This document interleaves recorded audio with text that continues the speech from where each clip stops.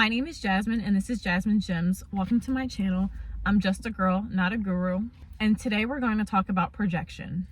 Projection is something that I've experienced a lot in my life. I don't know if it's because I was just a quiet kid or because if you're an astrology girly, maybe I have some astrology placements that just make me kind of like a mirror that exposes people's insecurities and lack of self and other things that they might not be aware of.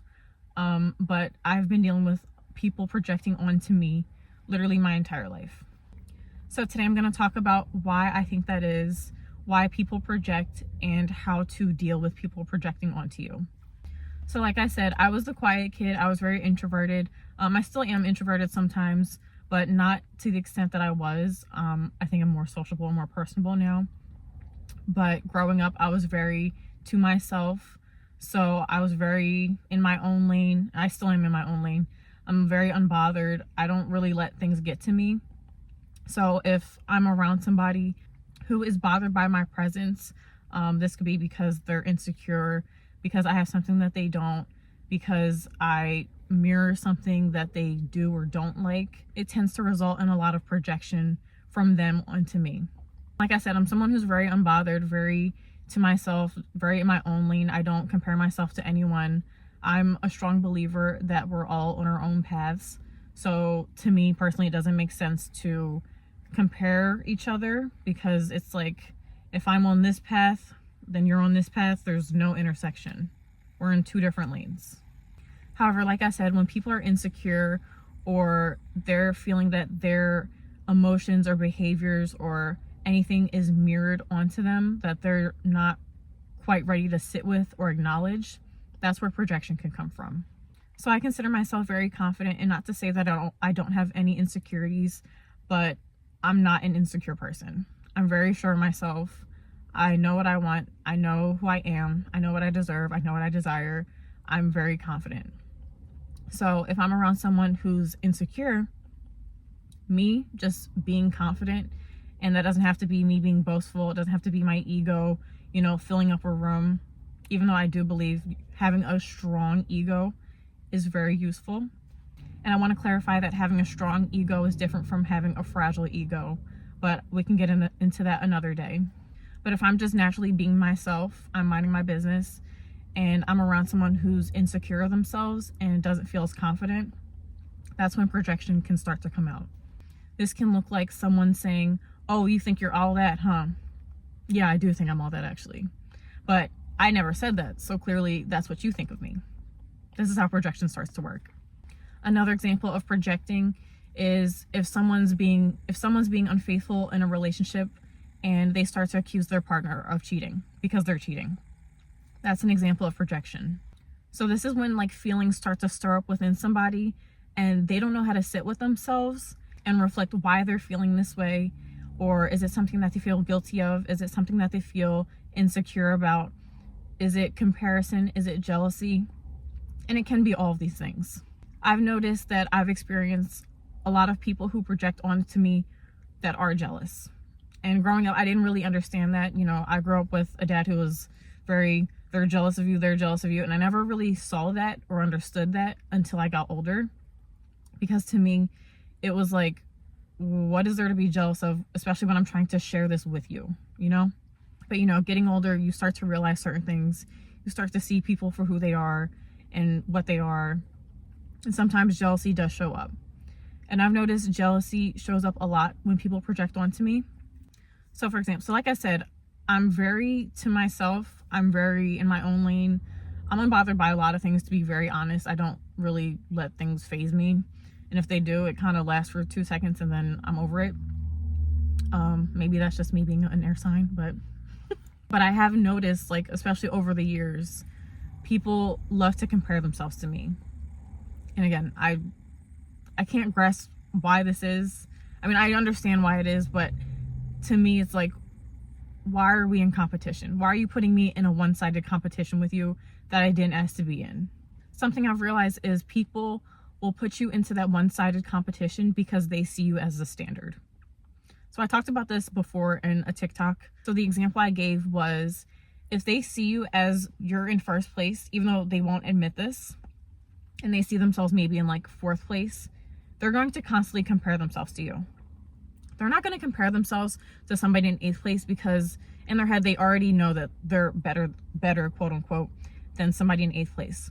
So they're going to compare themselves to 1st place, i.e. you, and they're going to try to bridge that gap.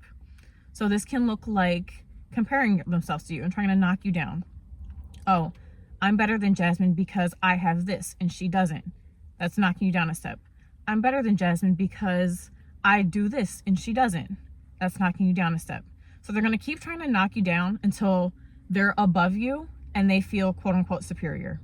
But to me, it's really funny because once they've quote unquote knocked you down enough so that you're quote unquote beneath them, they still want to compare themselves to you. So it's like, how are you quote unquote better than me and above me and you're still comparing yourself to me? It's because they see you as the standard. That's why. They're not comparing themselves to people who are beneath them. And if they are, it's because they see them as the standard. So this is why people tend to project. This is why people tend to compare. It boils down to insecurity, jealousy, and things of that nature. So how do you deal with people who project onto you, who constantly put you in one-sided competition, who compare themselves to you? What do you do to stop that? The short answer is you don't deal with them. You cut them out of your life.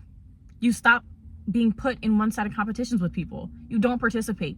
You don't participate in competitions you asked to never be in.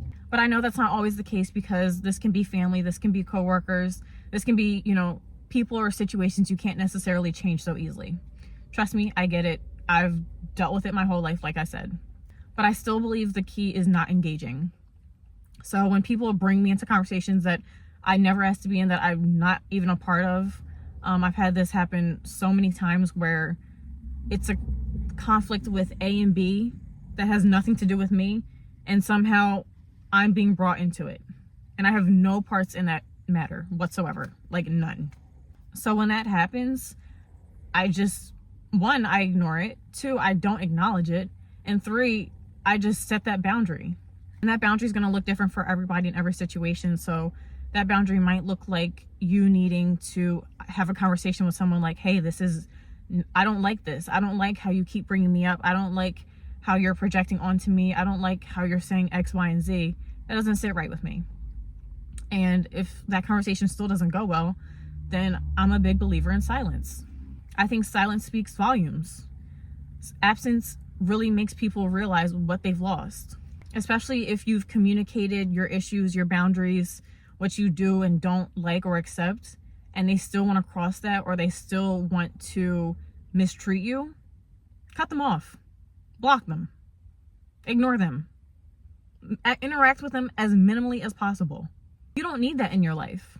You don't need extra negativity. You don't need projection. You don't need comparison. You don't need envy. These are things that you absolutely do not need in your life. So remove it. And remember, people projecting onto you is a reflection of them. It's like you're a mirror for them. So if someone's coming to me or saying things about me like, oh, you never had to experience this, you don't know what trauma is, you don't know what this is. Actually, I do. I know a lot of things. Just because I handle things well and I handle things with grace and I handle my trauma with grace doesn't mean that I have not experienced any hardships in life. But what it does mean is you think that I haven't, because I handle things with such grace. People become very resentful when you handle your trauma and hardships with grace. And that's because they haven't. They're still blaming the world. They're still blaming everybody. They're still stuck in the past, and you're not. And that's not your problem. That's their problem.